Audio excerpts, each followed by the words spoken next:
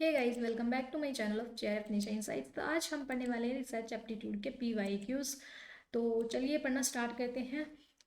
First अपना PYQ क्या कहता है। फर्स्ट कहता है कि if the dress of a person does not reflect of product his voting behaviour the assumption of, कि अगर किसी पर्सन की जो ड्रेस है वो उसके बिहेवियर को, वोटिंग बिहेवियर को, उसके मतदान के बिहेवियर को क्या नहीं करेगी, रिप्रेजेंट नहीं करेगी, रिफ्लेक्ट नहीं करेगी, है ना, प्रिडिक्ट नहीं करेगी, तो क्या अजम्पशन मानी जाएगी कि पॉजिटिव कोरिलेशन है, जीरो कोरिलेशन है, पार्शियल है या फ्रेगमेंटेड कोरिलेशन है। मतलब अगर किसी की ड्रेस है वो उसके वोटिंग बिहेवियर को, है ना, उसके बिहेवियर को रिप्रेजेंट नहीं करती है, तो उसके बीच, उसके और उसकी ड्रेस के बीच में कौन सा रिलेशन हो गया बताइए। तो इसमें आ जाएगा जीरो कोरिलेशन। मतलब कि कोई तालमेल ही नहीं है। एक बंदा है वो लगा हुआ है तो अफसर, है ना, मान लो आईपीएस लगा हुआ है एक पर्सन, है ना, और वो कैसे पहनता है, फटी कटी फटी जींस पहनता है ना, दो दो बटन खुले छोड़ के शर्ट पहनता है, तो वो उसके बिहेवियर को रिफ्लेक्ट नहीं कर रहा है ना। तो उसका बिहेवियर और उसकी जो पर्सनैलिटी है, उसका पर्सनैलिटी उसके बिहेवियर का उसकी ड्रेस से क्या रिलेशन है, जीरो को रिलेशन है। पॉजिटिव यानी कि कंपनसेट करता है। जैसे कि मैं अगर प्रोफेसर हूँ तो मेरे कपड़े हैं मेरी पर्सनैलिटी से सूट करते हो। पार्शल मतलब कि ऐसा है कि कुछ हद तक तो मेरे कपड़े मेरी पर्सनैलिटी को सूट करते हो, कुछ नहीं। फ्रेगमेंटेड मतलब कि बिखरा हुआ, कुछ भी नहीं, उबड़ खाबड़ छपरी लोग मान लो, दो छपरी रिलेशन हो गया। 19th क्वेश्चन क्या कहता है, 19 कहता है which of the following are advantage of web based research. Web based research करते हैं, वेब मतलब कि वेबसाइट बेस्ड रिसर्च करते हैं, तो उसके क्या फायदे हैं। क्या वो टाइम को सेव करती है, क्या पार्टिसिपेंट इसमें है ना बिना अपनी सुविधा के अनुसार है वो इंगेज हो सकते हैं, क्या डाटा कलेक्शन है वो एक्यूरेट यानी कि सही होता है, ऑटोमेटिक होता है, क्या ये स्मॉल सैंपल की डिमांड करता है, क्या इसमें हेवली पे करना पड़ता है। तो इसका आंसर हो जाएगा, देखिए खुद सोच के देखिए, इंटरनेट से अगर हम रिसर्च करते हैं तो इससे हमें क्या फ़ायदा होता है, ए बी और सी, क्योंकि इससे हमें हमारा टाइम बचेगा, इसमें आसानी से हम पार्टिसिपेट कर सकते हैं, है ना, ऑनलाइन तो। और इससे डाटा मिलेगा, एक्यूरेट में मिलता है, ऑटोमेटिक में मिलता है, स्मॉल नहीं लार्ज लार्ज अमाउंट में हमें डाटा मिलता है। अब आप इंटरनेट पे देखो, कोई छोटा सा डाटा मिलता है आपको, नहीं।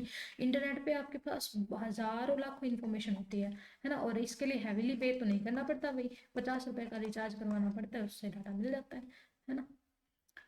अब देखते हैं 20th क्वेश्चन। 20th क्वेश्चन क्या कहता है, ये कहता है कि survey research has the advantage of sampling, survey research है has the advantage of sampling a large number of respondent who are selected for research, कि सर्वेक्षण अनुसंधान में बड़ी संख्या में उन उत्तरदायित्वों का नमूना लेने का लाभ होता है जिन्हें अनुसंधान के लिए चुना जाता है। सर्वे रिसर्च में ना उन्हीं पर्सन का डाटा लेना चाहिए जिनको सिलेक्ट किया गया है ना। ये ऐसे बोल रहा है, researcher do not administrate their own search, researcher है उसको अपनी खुद की सर्वे नहीं करनी चाहिए।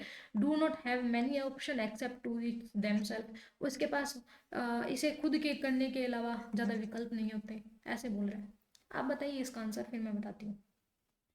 अभी मैं थोड़ा सा जल्दी में हूँ इसलिए थोड़ा स्पीड में पढ़ा रही हूँ। देखिए, समझा तो मैं पूरा रही हूँ, ऐसी बात नहीं है नहीं समझा रही, ठीक है। ऐसे क्योंकि देखो क्वेश्चन आपको पढ़ना चाहिए बट मैं आपको पढ़ के बता रही हूँ, तो वो तो पढ़ सकते हो ना जल्दी।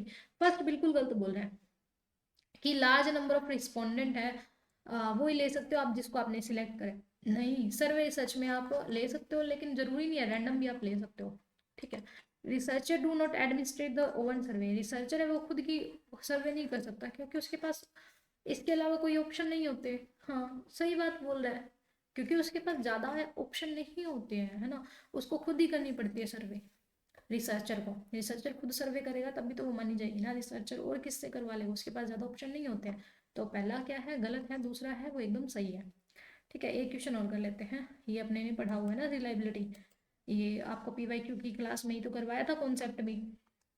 ये क्या कहता है, the approach is meaningfulness usefulness of the spices made from the major is called, कि यूजफुलनेस भी होगी, मीनिंगफुल भी होएगी, स्पाइसेस भी होएगी यानी कि स्पेशल भी होएगा, तो उसको क्या बोलेंगे, पैरेलल टेस्ट, इंटरडेटर टेस्ट, टेस्ट या वैलिडिटी। ये तो आपको मैंने पीवाईक्यू की क्लास में ही करवाया है, ये कल परसों ही करवाई थी ना रिसर्च की क्लास में, बताइए।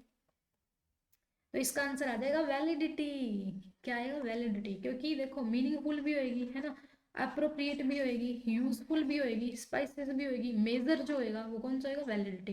टेस्ट टेस्ट में तो हम सेम टेस्ट को बार बार दोहराते हैं। इंटरेटर में 2 रेट रहेगी। पैरेलल में हम देखते हैं कि भाई वर्डिंग चेंज कर करके। वैलिडिटी मतलब कि वो वैलिड होना चाहिए, है ना। तो आज के लिए बस इतना ही, मिलते हैं नेक्स्ट वीडियो में। आई होप कि आपको ये वीडियो अच्छी लगी है तो लाइक करो, शेयर करो, चैनल को सब्सक्राइब करो, और कमेंट में जरूर बताना वीडियो कैसे लगी है। तब तक के लिए bye bye, take care and thanks for watching.